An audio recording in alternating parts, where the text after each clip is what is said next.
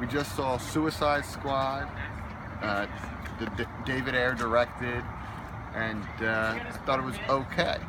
What'd you think? I thought it was great. Lots of fun. And what'd you think of the Joker? Joker is great. A little different than the normal Joker, but even with a different twist, he was spectacular. I loved the Joker. Really? Loved the Joker. Okay. Was there okay, so the Joker for me was like, it was okay. It was like, I've seen better. I wanted more Joker. It wasn't enough Joker. I've seen better Jokers. I've seen I was like, there's no story about the Joker really in it. He's just there. And the Joker for me, okay, let's go through it. Who was your standout character for this?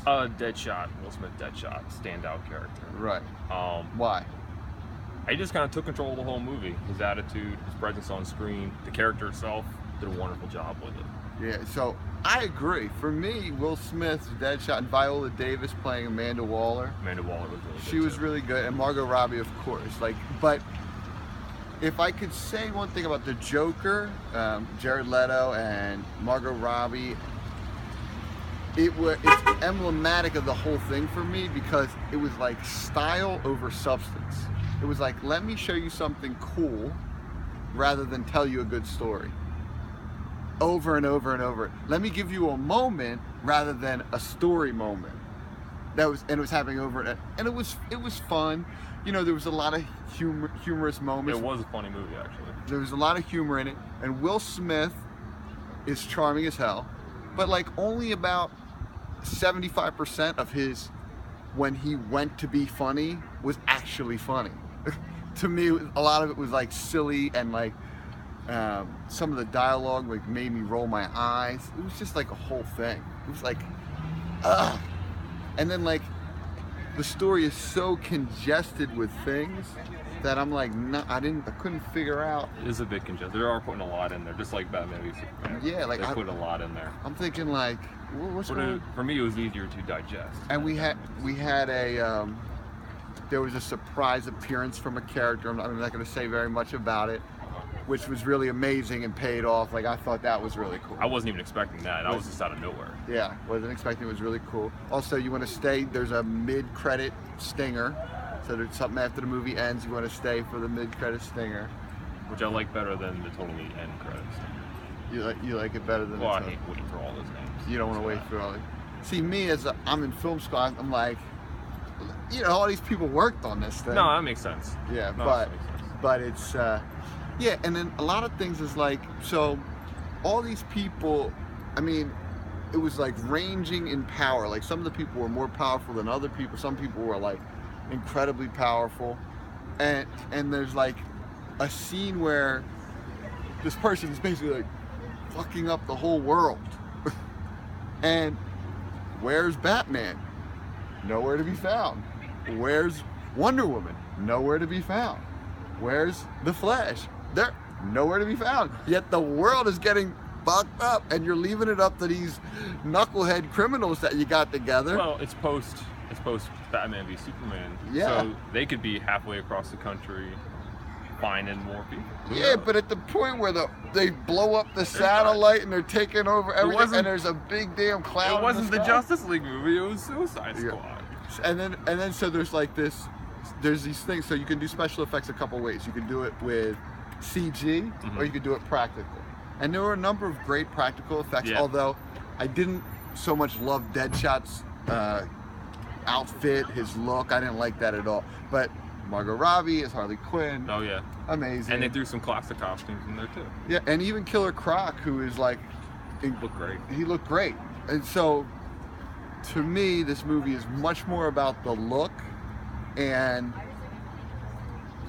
you know, getting you through it. It's like, let me just get you through this thing. It's not like and then there's another moment where they go for like these story beats where they want you to get like emotional. They're like sitting around drinking and they want you to get emotional. And I'm like, I could give a shit about what these guys are getting. Yeah. Like, you're introducing this like now. Like, I'm supposed to care. The one scene in particular towards the end. Yeah. We could have sped through that. Right. I'm like, no. No, you're not gonna be this silly, stupid action film, and then you're gonna try to like tear my heart out. Like I give a shit. And then there's like these moments where they're like come to Jesus moments where they have to like work together, and they're like total nonsense to me. They're like, yo, you know, look, I'm gonna mess you up. Meanwhile, the dude's like, I can blow your head off right now. You ain't gonna mess me up, bro. What? Could he though? Could he who? What? Harley Quinn had hers disabled. Who knows? That's a little bit of a spoiler. But anyway. Oh, yeah. I'm bad. There's just a little spoiler, but it doesn't matter. So believe me, that does not impact your enjoyment of the story. But it will, in the grand scheme of this shit, you'll see that coming 50 million miles away, all the way over it. And then something happens. You're like, oh no, someone dies. You're like, I can't believe that person died. But you're not saying that because you're like, there's no way that fucking person died. Because they never die. Because they never die. Anyway, so for me, it was like, the stakes, no stakes. The comedy, maybe 75% of the time was good. The spectacle was definitely there. The style was definitely there. But overall, cohesive narrative story where it made me feel something other than just like this is cool to look at was not there. I felt it was a lot of action all the way through. Story was decent enough. They did cram in a lot, but it was sufficient for me, and I liked it. Yeah, well done, I think. Okay, so what do you rate it? I'll give it a 95 out of 95. All right, so for me, I think you might be covering the mic. Thank you. You're doing a great job, by the way. Your arms supposed to be getting heavy on this shit.